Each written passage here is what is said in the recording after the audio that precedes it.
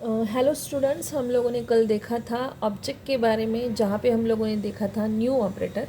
सो आज हम अपना लेक्चर स्टार्ट करेंगे न्यू ऑपरेटर से। अब ये न्यू ऑपरेटर जो है वो जावा में क्यों यूज़ होता है वो आपको पूछा जाएगा। तो न्यू ऑपरेटर का यूज़ जो है वो मेमोरी एलोकेशन के लिए होता है। एंड ये न्यू ऑपरेटर हम लोग ऑब्जेक्ट क्रिएशन के वक्त यूज़ करते हैं। न्यू ऑपरेटर जो है वो जावा में मैन्युअली मेमोरी एलोकेट करने के लिए यूज़ किया जाता है। सो आप लोगों को क्वेश्चन आ सकता है, जावा में मेमोरी एलोकेशन ऑटोमेटिक है या मैन्युअल है। तो जावा में मेमोरी एलोकेशन जो है वो मैन्युअली किया जाता है एंड मेमोरी डी एलोकेशन जो है वो जावा में ऑटोमेटिकली होता है। एंड उस प्रोसेस को हम लोग बोलते हैं गार्बेज कलेक्शन।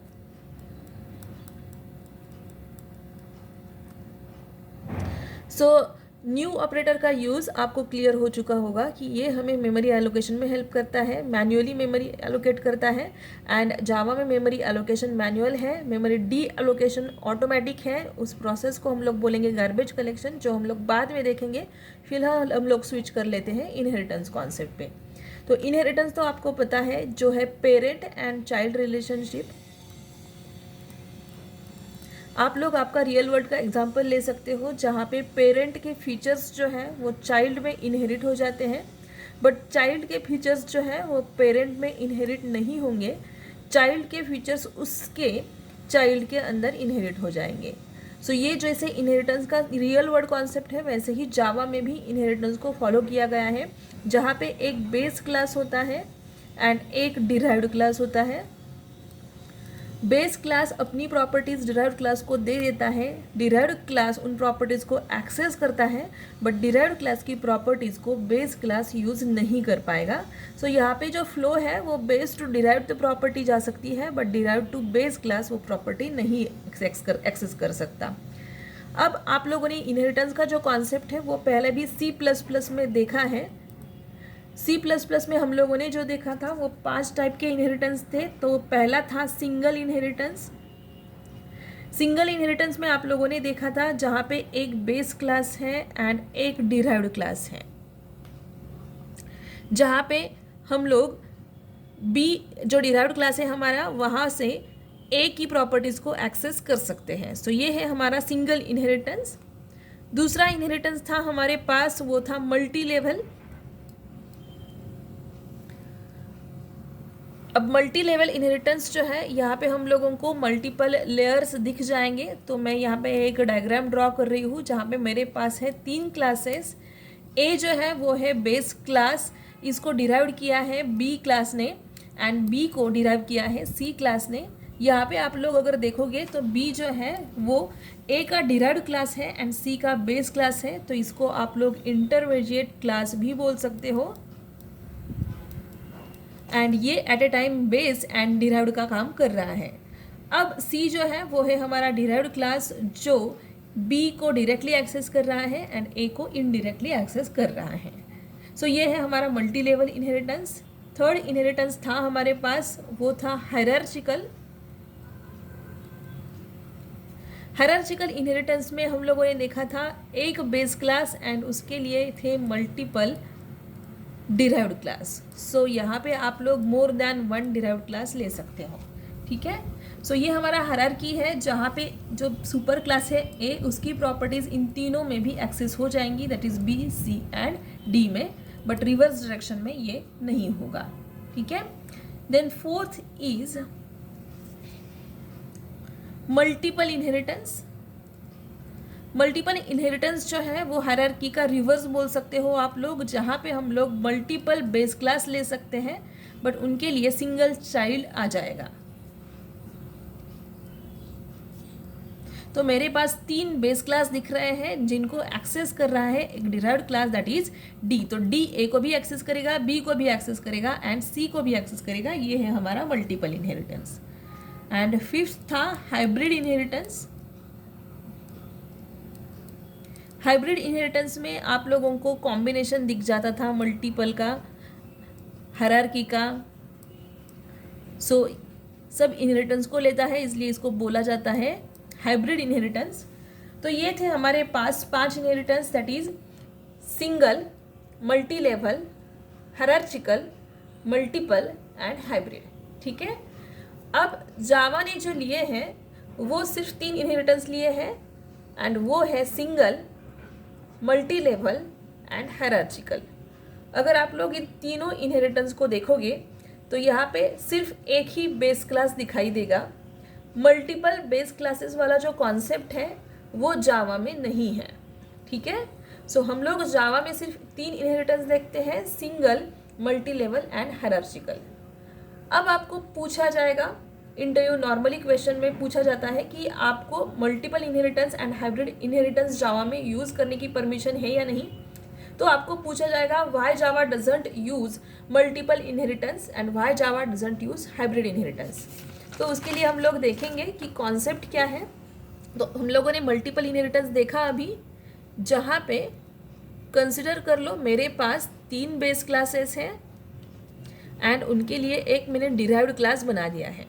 सो मेरे पास है A class, B class and C class and इन सब को जो डिराइव कर रहा है वो है डी। तो ये है हमारे पास मल्टीपल इनहेरिटेंस। ठीक है, अब A class, B class and C class में कंसिडर कर लो मेरे पास है ऐड नाम की मेथड। अब यहाँ पे फंक्शन जो है जावा में उसको हम लोग मेथड बोलते हैं। सो ए क्लास में मैंने लिया ऐड मेथड को, सेम मेथड हम लोग बी में भी ऑफकोर्स ले ही सकते हैं एंड सेम हम लोग ले सकते हैं सी में भी। ठीक है, बट मैंने जब मेथड डेफिनेशन लिखी है ऐड की ए में, तो मैंने यहाँ पे इंटीजर एडिशन किया है, बी में मैंने फ्लोट एडिशन किया है एंड सी में मैंने स्ट्रिंग एडिशन किया है। ठीक है, अब मुझे यहाँ पे इनहेरिटेंस का कॉन्सेप्ट है। इनहेरिटेंस जो है वो हम लोगों को एडवांटेज देता है कि हम लोग कोड रीयूज़ करें।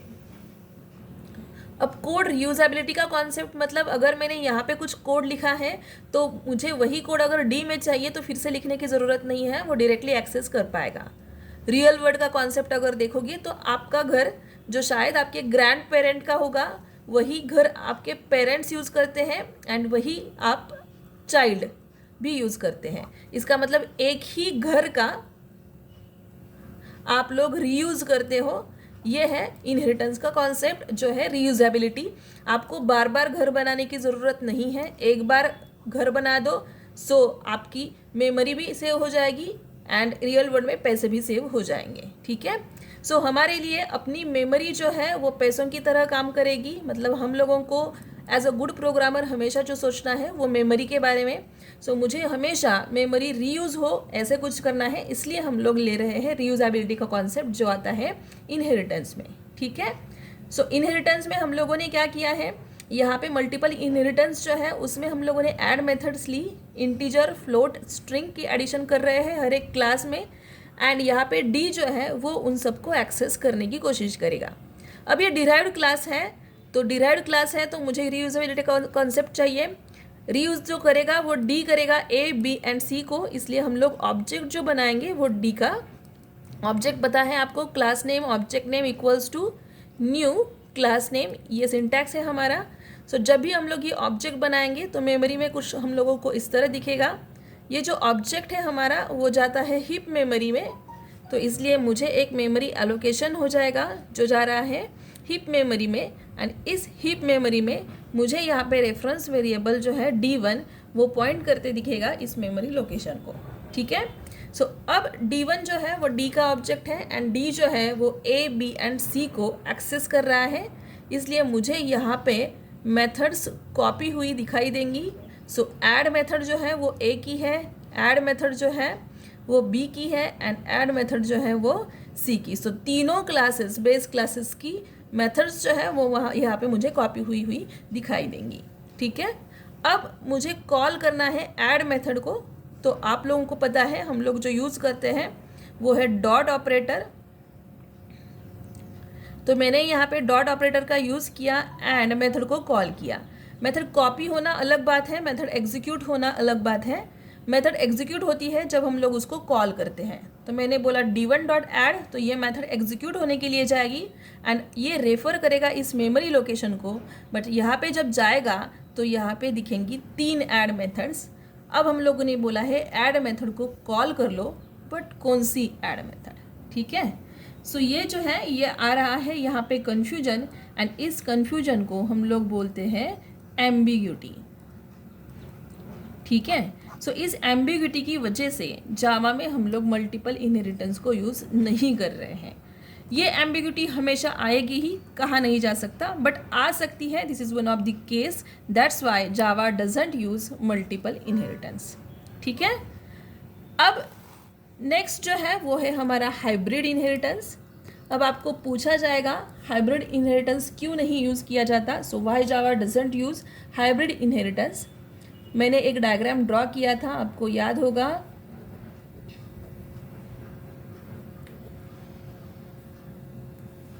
सो ये हमारा डायग्राम है जहाँ पे ए मेरा बेस क्लास है जिसको डिराइव कर रहा है B and C, and B and C को डिराइव कर रहा है डी, ठीक है। सो अगेन कंसिडर कर लो, मैंने ए क्लास में ऐड मेथड है, सेम यही मेथड जो है इंटीजर के लिए मैंने लिखी है, जो बी में डिराइव हो जाएगी एंड सी में भी। तो ये यहाँ पे आ जाएगी एंड यहाँ पे भी, क्योंकि ये डिराइव्ड क्लासेस है। अब डी जो है वो मेरा डिराइव्ड क्लास है, रीयूजेबिलिटी का कॉन्सेप्ट चाहिए, तो मुझे डी का ऑब्जेक्ट क्रिएट करना पड़ेगा, क्योंकि ये बी एंड सी को डायरेक्टली एक्सेस कर रहा है एंड ए को इनडायरेक्टली एक्सेस कर रहा है। सो रीयूजेबिलिटी जो अचीव होगी वो यहाँ पे, इसलिए मैं बोल रही हूँ D1 science equals to new D. Again मुझे मेमोरी लोकेशन मिलेगा जहाँ पे एक रेफरेंस वेरिएबल है D1। इस मेमोरी लोकेशन में मुझे ए क्लास की ऐड मेथड दिखेगी, सेम बी की मिलेगी एंड सी की भी मिलेगी।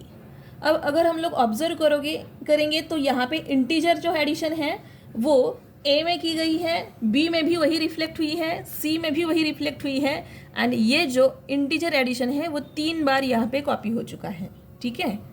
हम लोग इनहेरिटेंस यूज़ कर रहे हैं, इनहेरिटेंस का एक्चुअल कॉन्सेप्ट है रीयूज़, बट यहाँ पे आ रहा है code duplication which violates the concept of reusability. So यहाँ पे हम लोग जो मेन फीचर देख रहे थे इनहेरिटेंस का वो था रीयूजेबिलिटी, बट यहाँ पे आ रहा है कोड डुप्लीकेशन। इसलिए हम लोग जावा में हाइब्रिड इनहेरिटेंस यूज़ नहीं करते हैं, क्योंकि it violates the concept of reusability. Again ये जो डुप्लीकेशन है वो हमेशा नहीं आ सकता, बट कभी तो आ सकता है, इसलिए इस कॉन्सेप्ट को जावा सपोर्ट नहीं कर रहा है, ठीक है। सो ये है हमारे इनहेरिटेंस के बारे में। अभी तक हम लोगों ने class, object and inheritance in 3 concepts को देखा है। नेक्स्ट कॉन्सेप्ट हम लोग देखेंगे नेक्स्ट ट्यूटोरियल में। Thank you.